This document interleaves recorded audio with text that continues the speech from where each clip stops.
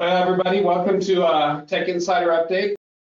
Okay, Power BI for the sixth year in a row now.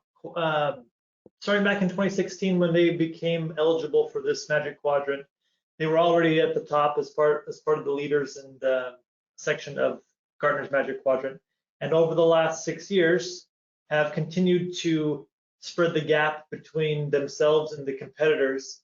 Last year we had a pretty close gap, or a pretty close competitor with Tableau, but as of 2021, that gap grew quite a lot, and Microsoft is killing it. Like, Power BI really is the next level analytics tool that everyone should be using when it comes down to it.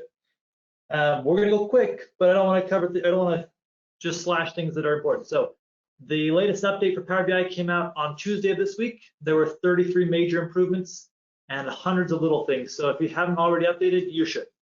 Next, in Power BI Dataflows, we got these sweet features earlier in January, sweet little icons that tell you what's happening in your query.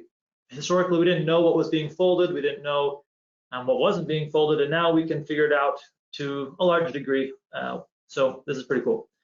Next one, Datasets Hub. So if you install the Power BI app inside of Teams, once again, there's the Teams app for that. You can actually see all of your data sets that you have access to in a single place. Right now, this is only available in Teams. It's kind of weird that it's the only place you can get to it, but it is pretty cool that you have a single place across workspaces where you can see all of your data sets now. Next, we released in November, we being Microsoft, Anomaly Detection into quite a few different graphs. That is like broken out by some explained parameters here on the right. Once you try to click into it and see what's going on. Just in December, they released anomaly detection for Power BI Mobile. So if you see some anomalies inside your graph, you can click on that and it will try to explain what's going on or what the data suggests are the changes there.